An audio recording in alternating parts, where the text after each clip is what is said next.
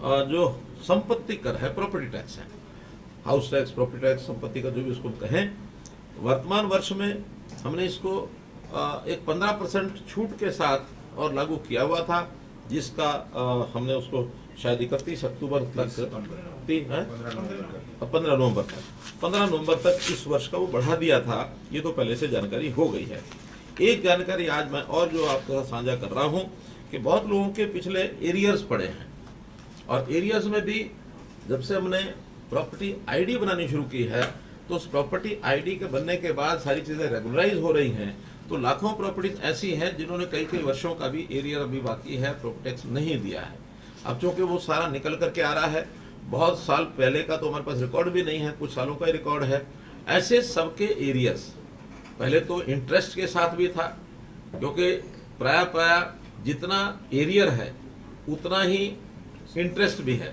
वो उतना ही इसलिए है क्योंकि सुप्रीम कोर्ट का एक बंधन है कि जितना कोई टैक्स या एरियर बाकी है उस पर इंटरेस्ट और पेनल्टी उससे ज्यादा नहीं लगा सकते।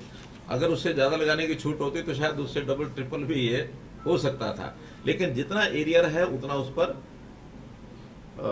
टैक्स और पेनल्टी भी है। तो आज मैं ये घोषणा करता हूं कि पिछला जितना भी एरियर है उसके ऊपर टैक्स और जो पेनल्टी है उस सारे को माफ किया जाता है, पूरा इंटरेस्ट और पूरी पेनल्टी, और वो लगभग 8,000 करोड़ रुपया है जो माफ हो रहा है। इसका मतलब यह है कि एरियर भी 8,000 करोड़ रुपए हैं। अब ये 8,000 करोड़ रुपए का डाटा वो केवल हमारे डिपार्टमेंट के पास, म्यूनिसिपैलिटी के पास है बना हुआ, और वो निकला है प्रॉपर्टी आईडी बनने के बाद। इसको भी अगर वो जमा कराते हैं अभी भी, तो जमा कराने के बाद उनको उस पर भी 15% की छूट सारे पर ही दी जाती है, अर्थात 120 करोड़ रुपया उस 8,000 करोड़ रुपया पर भी नहीं, 1200 करोड़।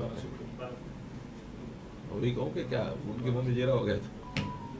8,000 करोड़ रुपए पर 1200 करोड़ रुपया वो भी हम छोड़ रहे हैं। इसके बाद भी विवाद हो सकते हैं, कुछ लोगों ने प्रॉपर्टी टैक्स भरा हुआ हो, डिपार्टमेंट में इसका एंट्री ना हो, तो ऐसे सबको एक प्लान बना करके उसके हम कैंप्स लगाएंगे। उसके लिए स्थान के ऊपर डिपार्टमेंट के लोग बैठेंगे, वो सारे एरिया के इंडस्ट्री को बैठेंगे, सबको मैसेज देंगे, जिनके फ़ोन नंबर्स हैं उनको फ़ोन पर देंगे, जिनके फ़ोन नंबर्स नहीं हैं उनको उनके रेजिडेंस एड्रेस पर लिख करके भेजेंगे, ताकि एक रूटीन बना करके डेली कितने लोग उन्होंने वहाँ करने हैं, तो एक जितना समय उस शहर के अंदर इन सबको हियरिंग देने के लिए लगेगा उसको हियरिंग देंगे, ताकि हम चाहते हैं विवादों का समाधान, जैसे हमने कार्यक्रम चलाया था कि पिछले विवाद जितने ज़्यादा समाधान किया जा सके उतना लोगों को भी राहत मिलेगी, डिपार्टमेंट का भी सारा रिकॉर्ड जो है वो क्लीन अप होगा। आज तो पैसा आना के नहीं आना है, लेकिन इस पिछली बोझ जो है एरियर का बोझ, इसको उठाते उठाते भी कई सैकड़ों लोग उसमें दबे पड़े हैं।